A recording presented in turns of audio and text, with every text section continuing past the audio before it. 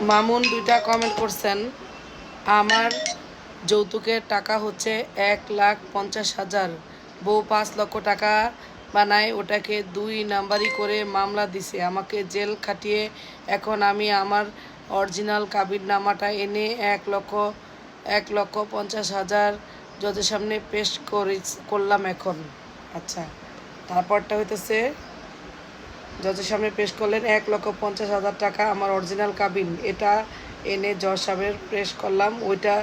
ওই মেয়ে 2 নাম্বার কাবিন, আর সাজা হবে কি না?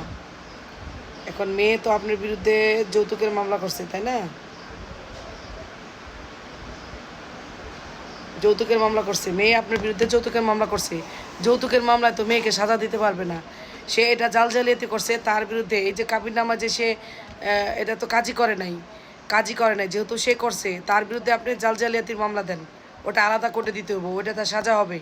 সে তো এটা করতে পারে না, নিজে বসাই না করলে তো এটা অন্যায়, ঘোর অন্যায়। তো যৌতুকের মামলায় আপনি খালাস পেয়ে যাবেন, কারণ সে মিথ্যা কাবিননামা দেখায় এই মামলা করছে, এই মামলা আপনি খালাস পাবেন। কিন্তু আপনি সে যে জালিয়াতি করছে, কাজী ভলিউমে আছে 1,50,000, সে সেটাকে 5 লাখ কীভাবে করলো? এটা অন্য আদালত, মানে আদালতে গিয়ে এই ওর বিরুদ্ধে মামলা করেন, এই আদালতেই মামলা করেন জালিয়াতির। সাজা হবে, জেলও হবে, জামিন হবে না, হাইকোর্ট যাওয়া লাগবে। ধন্যবাদ।